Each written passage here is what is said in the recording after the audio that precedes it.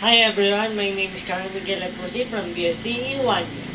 For today's lesson video, I would like to discuss the Physics 124, the coefficient of restitution.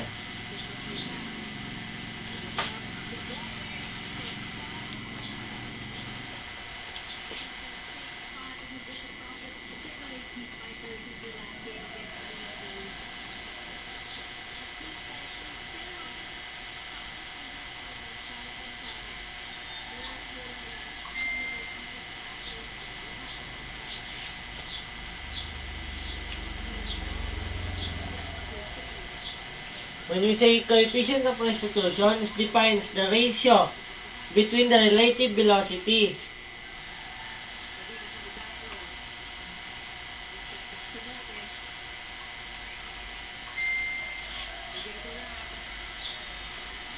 so velocity after recession of b sub 2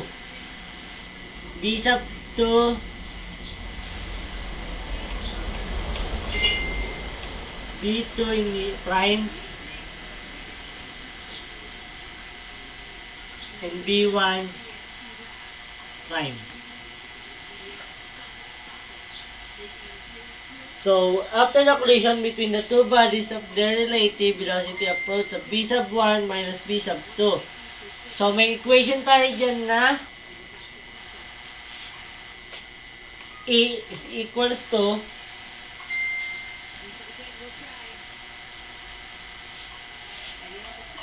b squared, b prime squared minus b1 initial b prime 1 over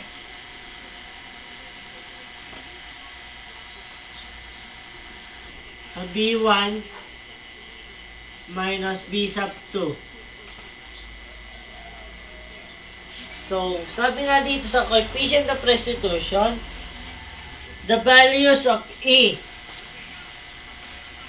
ay nag-range siya ng 1. Nag-range siya ng 0 to 1. So, sabi nga dito sa coefficient of restitution, in a perfectly elastic collision is equals to E equals 1. So, a perfectly inelastic collision is equals to E is equals to 0. So, proceed tayo sa example natin. I read the problem.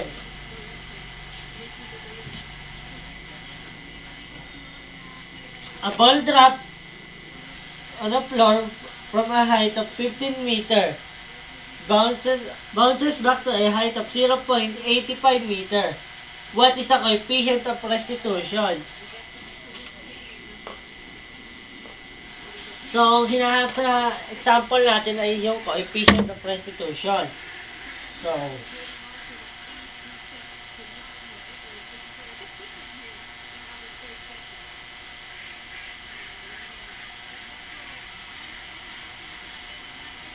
one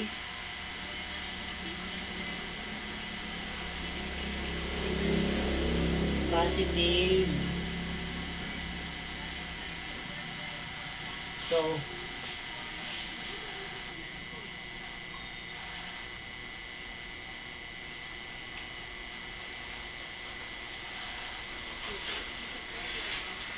.85 meter.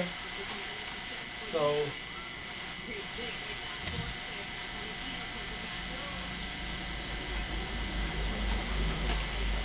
.5 meter. So, b squared is equals to b squared prime equals to 0, while E is equals to elastic coefficient of restitution elastic collision equals to b2 prime b21 b2 prime minus b1 prime over B sub 1 minus B sub 2. Cancel natin itong B sub 2 prime and then cancel din natin itong B 2. Cancel 0. So, meron tayo dyan E equals to negative B initial prime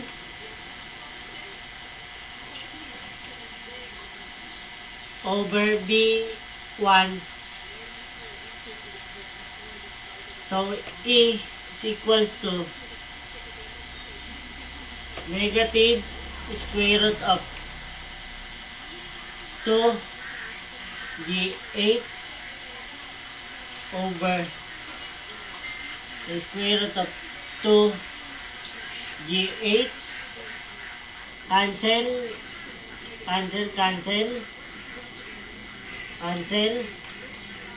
So, E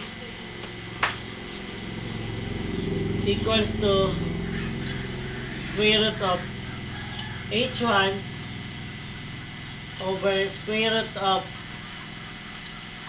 8, while H1 is 0.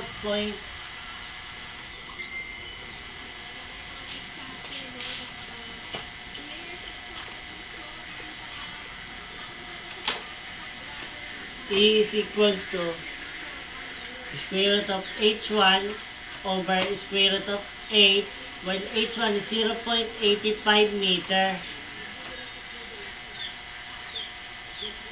Square root of 0.85 meter divide the 1.5 meter.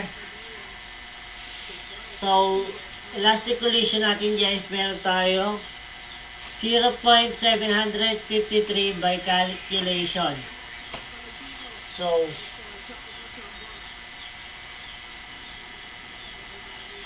yun pa lang.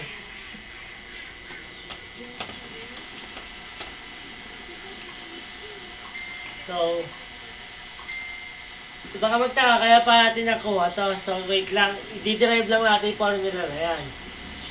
So, B squared equals to B sub 0 squared cancel 0 plus 2G Y minus Y sub 0. So, square root of B squared equals to square root of 2G8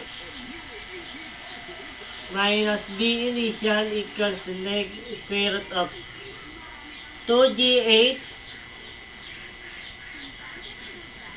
square root of B squared. Cancel. So, square root of 2G8. So, velocity equals to square root of 2G8. So, ito yung nakuha nating formula para dito. Itong equation na to, ito yung ginamit natin dito. So, yun lang. Thank you.